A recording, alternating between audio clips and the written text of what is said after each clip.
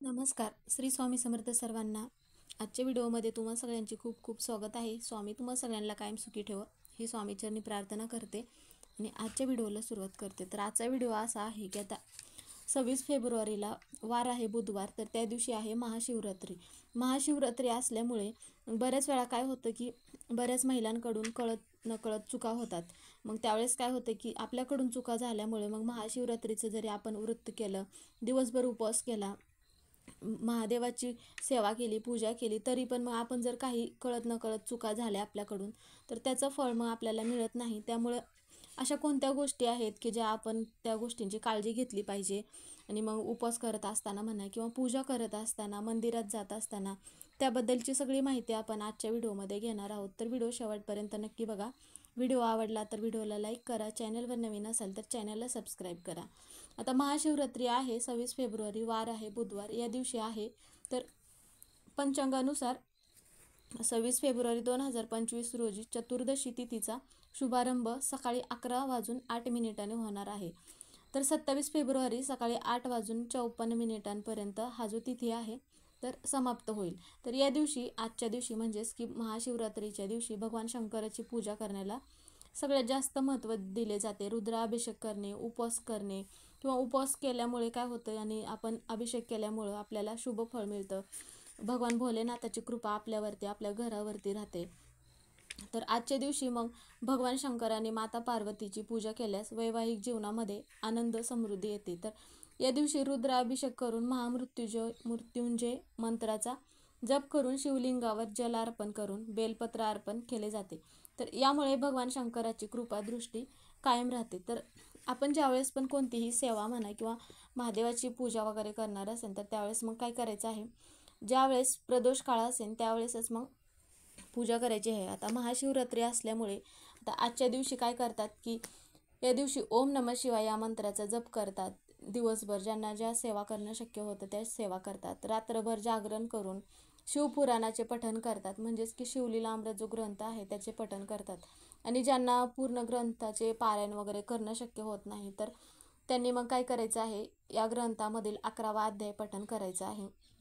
कारण की काय होतं की महाशिवरात्रीचे व्रत केल्यास मग आपल्याला विशेष फळ मिळते. आपली जी पण काही इच्छा असेल ती इच्छा भोलेनाथ पूर्ण करतात.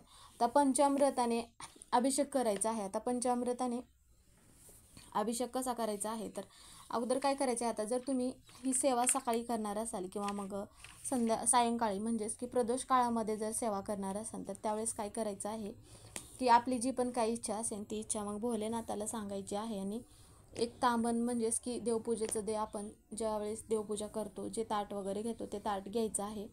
आणि मग दिवसभर आपल्याला व्रत करायचं आहे, म्हणजेच की फलहार वगैरे खाऊन उपवासाचे जे असतात पदार्थ ते खाऊन मग उपवास करायचा आहे. आता शिवलिंगाला अर्पण केलेले जे दूध असते, आता पंचामृताचं महत्त्व आहे. शिवलिंगाला आपण जे पण दूध अर्पण करतो तर त्या दुधाचं काय महत्त्व आहे, शांतीपूर्ण जीवनासाठी आशीर्वाद देते. त्यामुळे मग शिवलिंगाला आपल्याला दूध अर्पण करायचं आहे. आणि मधामुळे काय होतं की आपण जर मध अर्पण केलं भोलेनाथाला तर मग आपल्या जीवनामध्ये आणि नातेसंबंधामध्ये समृद्धी, गोडवा निर्माण होतो आणि आपले नातेसंबंध चांगले टिकून राहते. त्यामुळे मग भोलेनाथाला मध आजच्या दिवशी अर्पण करायचं आहे. म्हणजेच की ज्यावेळेस आपण पंचामृत बनवतो त्यावेळेस या सगळ्या गोष्टी एकत्र बनवून मग अभिषेक म्हणजेच की रुद्राभिषेक घालायचा आहे. आणि भगवान शिवाला अर्पण केलेले जे आपण दही असते, आता दही पण आपण अर्पण करतो तर थंडावा देते, चांगले आरोग्य देते आणि मग आपल्याला त्यामुळे मग दही अर्पण करायचं आहे. आणि आपण जे बेलपत्र अर्पण करतो भगवान भोलेनाथाला तर ते बेलपत्र भगवान भोलेनाथाला सगळ्यात जास्त प्रिय असते, आवडीचे आहे. त्यामुळे मग बेलपत्र अर्पण केले जाते. तर आता अशा कोणते नियम आहेत की ज्यामुळे काय होतं की मग आपल्याला म्हणजेच की महिलांना म्हणा की ह्या चुका केल्यामुळे आपण ज्या सेवा केल्या आहे त्याचं फळ मग आपल्याला मिळत नाही. तर आजच्या दिवशी सकाळी लवकर उठल्यावर नंतर अगोदर काय करायचं आहे, पवित्र ठिकाणी जर ज्यांना शक्य होत असेल त्यांनी मग पवित्र ठिकाणी जाऊन स्नान करायचं आहे. त्या म्हणजेच की पवित्र ठिकाणी जाऊन स्नान करण्याला आजच्या दिवशी महत्त्व दिले जाते. जर तुम्हाला जाऊन स्नान करणं शक्य होत नसेल तर मग घरीच काय करायचं आहे, थोडेसे पाण्यामध्ये काळे तीळ आणि थोडेसे गंगाजल टाकून स्नान करायचे आहे. आता घरातील लहान व्यक्ती असतील, मोठे व्यक्ती असतील तरी सगळ्या व्यक्तींसाठी मग तुम्ही आंघोळीसाठी ह्या सगळ्या गोष्टी टाकायच्या आहेत. म्हणजेच काय होतं की यामुळे त्या व्यक्तींमध्ये नकारात्मकता निघून जाण्यास मदत होते. आता जर एखादी व्यक्ती तुमच्या घरामध्ये सतत आजारी वगैरे असेल, बीपीच्या वगैरे गोळ्या वगैरे चालू असतील, तर त्या व्यक्तीने मग उपवास नाही केला तरीही चालेल. कारण की काय होतं, उपवास वगैरे केला तर त्या व्यक्तीला बीपीच्या गोळ्या म्हणा किंवा इतर एखादा आजार वगैरे असेल तर त्या व्यक्तीला मग उपवास करणं गरजेचं नाही. तुम्ही सेवा जरी केला तरी भोळा सांब सदाशिव आहे, तुमची सेवा सगळ्यात जास्त महत्त्वाची आहे. तर मग ज्यावेळेस आपण भोले म्हणजेच की महाशिवरात्रीच्या दिवशी आपण दिवसभर उपवास करतो, तर मांसाहार आजच्या दिवशी वर्ज्य करायचा आहे. आजच्या दिवशी म्हणा किंवा महाशिवरात्रीच्या आदल्या दिवशी पण घरामध्ये मांसाहार चुकूनही करू नका. आणि मग आता जरी तुमच्या घरातील इतर व्यक्तींचा जरी उपवास नसेल किंवा लहान मुलांचा म्हणा किंवा वयोवृद्ध व्यक्ती असतील त्यांचा जरी उपवास नसेल, तरी पण तुम्ही आजच्या दिवशी घरामध्ये कांदा लसूण हे वापरायचे नाही. कारण की ह्या गोष्टी तामसिक पदार्थामध्ये मोडतात. त्यामुळे मग जरी त्यांना उपवास नसला तरीही तुम्ही मग आजच्या दिवशी ह्या गोष्टींची काळजी घ्यायची आहे. तर त्यानंतरची गोष्ट म्हणजे की आपण ज्यावेळेस मंदिरामध्ये जातो, म्हणजेच की भोलेनाथाच्या मंदिरात जातो, त्यावेळेस आपण भोलेनाथाचं वाहन तर सगळ्यांना माहितीच आहे की नंदी आहे. तर सगळ्यात अगोदर आपण मंदिरात गेल्यानंतर नंदीचं दर्शन घेतो आणि मंदिरातून बाहेर येत असताना किंवा आतमध्ये जात असताना बरेच जण काय करतात की नंदीच्या कानामध्ये आपली जी पण काही इच्छा आहे तर ती इच्छा बोलत असतात, ज्यामुळे काय होतं की मग आपली इच्छा पूर्ण होते.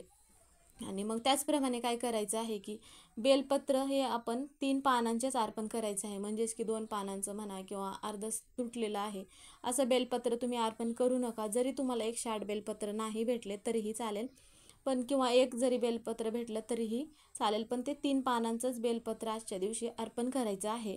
जर तुम्हाला एक पण बेलपत्र नाही भेटलं तर मग काय करायचं आहे, तुम्ही ज्या मंदिरामध्ये जाल त्याच मंदिरामध्ये बेलपत्र बऱ्याच जणांनी अर्पण केलेलं असतं. मग त्यातलंच एक बेलपत्र घ्यायचं आहे, ते धुवून घ्यायचं आहे स्वच्छ पाण्याने आणि मग ते धुवून घेतलेलं बेलपत्र अर्पण करायचं आहे. कारण की बऱ्याच वेळा सगळ्यांना असा प्रश्न पडतो की इतरांचं बेलपत्र आपण कसं काय अर्पण करू शकतो.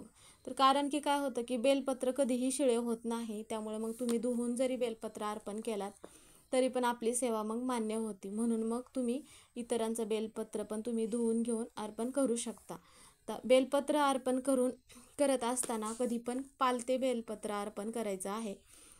आज आपण मग भगवान भोलेनाथाला जे पण पांढरे फुलं वगैरे आवडतात, म्हणून मग आपण कोणतेही फूल भगवान भोलेनाथाला अर्पण करतो. त्यातल्या त्यात मग काय करायचं आहे की आपल्याला ह्या गोष्टीची काळजी घ्यायची आहे की केतकीचं जे फूल असतं तर ते फूल चुकूनही अर्पण करायचं नाही. कारण की केतकीच्या फुलामध्ये खोटे बोलण्याबद्दल शाप दिला आहे. म्हणून मग हे फूल पूजेमध्ये चुकूनही वापरायचे नाही. म्हणजेच की महाशिवरात्रीच्या दिवशीच नाही, इतर दिवशीही तुम्ही केतकीचे फूल भोलेनाथाला चुकूनही अर्पण करू नका. यामुळे काय होतं की मग आपल्याला मग त्याचं फळ मिळत नाही. त्याचसोबत मग आता नारळ पाणी असते, तर नारळ पाणीही तुम्ही शिवलिंगावरती चुकूनही अर्पण करू नका.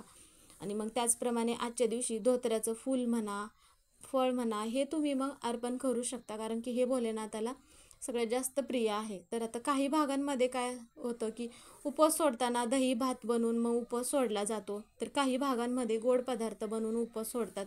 आता जर तुमच्या इकडे जी पद्धत असेल, तुमच्या घरातील सासू म्हणा किंवा आई म्हणा, आजी, ज्या तुमच्या घरातील ज्या वयोवृद्ध व्यक्ती अगोदरच्या काळापासून जशा पद्धतीने उपवास सोडतात तशा पद्धतीने मग तुम्ही तुमचा उपवास सोडू शकता. आता जर महिलांना जर मासिक धर्म असेल किंवा घरामध्ये जर सुतक वगैरे असेल तर त्यावेळेस मग भगवान भोलेनाथाची पूजा वगैरे घरामध्ये करता येणार नाही. तर जर शिवलीलामृत ग्रंथाचे जर इतर व्यक्तींना पारायण करायचं आहे घरामध्ये, तर त्यावेळेस काय करायचं आहे की तुम्ही शिवलीलामृत हा ग्रंथाचे तुम्ही पारायण करू शकता किंवा दिवसभर करू शकता किंवा मग रात्रभर पण तुम्ही पारायण करू शकता. आणि त्याचप्रमाणे काय करायचं आहे की पारायण करणे ज्यांना शक्य होत नसेल तर त्या व्यक्तींनी मग काय करायचं आहे की शिवलीलामृत ग्रंथ जो आहे त्यातला मग 11वा अध्याय वाचन करायचं आहे.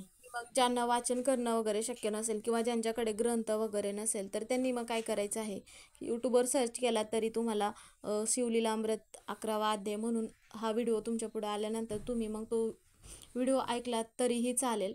यामुळं आपली जी पण काही सेवा असते ती सेवा मग भगवान भोलेनाथ मान्य करून घेतात. तर ह्या सगळ्या गोष्टींची आपल्याला आजच्या दिवशी काळजी घ्यायची आहे, ज्यामुळे काय होईल की आपण जे व्रत आणि सेवा करतो त्याचं फळ आपल्याला नक्की मिळतं.